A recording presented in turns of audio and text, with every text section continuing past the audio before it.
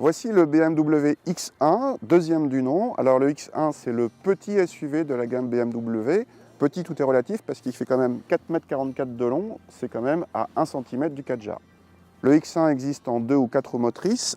Le S-Drive ici, ça indique que c'est un 2 roues motrices. Et le 18i, c'est la plus petite motorisation essence de la gamme X1. Il s'agit d'un 3 cylindres de 140 chevaux. Précisons que les versions 2 roues motrices sont des tractions, puisque le X1 partage sa plateforme avec la série 2 Active Tourer, le monospace compact de la marque. Précisons également que la boîte automatique désormais associée à ce bloc sur le X1 n'est plus à convertisseur, mais à double embrayage. À l'intérieur, on retrouve un univers typiquement BMW avec les deux compteurs ronds, l'écran central orienté vers le conducteur et qui est désormais tactile, ce qui n'empêche pas la molette centrale d'être toujours présente. La qualité de présentation est bonne et l'équipement correct, sans plus. L'affichage tête haute est bien sûr en option. À l'arrière, la banquette est coulissante en 2 tiers 1 tiers. Lorsqu'elle est reculée à fond, l'habitabilité est généreuse, même pour 2 grands adultes. Il y a plus de place que dans un 3008, mais moins que dans un Tiguan. Banquette toujours reculée, le coffre frôle les 500 décimètres cubes selon nos mesures, un volume qui dépasse les 600 décimètres cubes banquette avancée, bref, il y a de la place.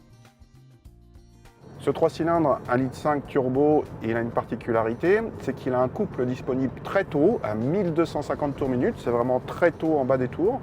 Ça veut dire qu'on a une bonne souplesse d'utilisation associée à la boîte auto comme ici. En conduite normale, la gestion de la boîte fait qu'on est quasiment tout le temps aux alentours de 2000, rarement plus de 3000 tours. C'est vraiment agréable pour une conduite en souplesse, d'autant plus qu'à ce moment-là, on n'entend vraiment pas beaucoup la sonorité typique des 3 cylindres. Mais s'il faut monter dans les tours, il pousse sans trop faiblir jusqu'à 6500 tours. Côté châssis, le X1 bénéficie d'une direction assez directe, il donne une sensation d'agilité assez agréable, mais sans suspension pilotée, le X1 est assez sensible au roulis. Le confort est en revanche correct au quotidien. Autre particularité, depuis la fin 2017, les X1 boîte auto avec les petits moteurs, quand vous les prenez en boîte auto, c'est plus une boîte auto à convertisseur, c'est une boîte double embrayage.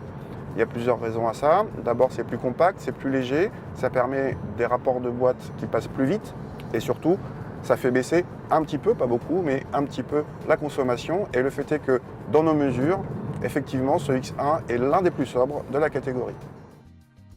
Bonne nouvelle donc qui vient contrebalancer la mauvaise, le tarif. Le X1 commence en effet à 32 000 € et notre modèle d'essai dépasse les 40 000 €, dont 2 000 pour la boîte double embrayage. Un 3008 THP 165 EAT6 mieux équipé coûte 4 000 € de moins. Les Q3 ou GLA sont en revanche aussi chers.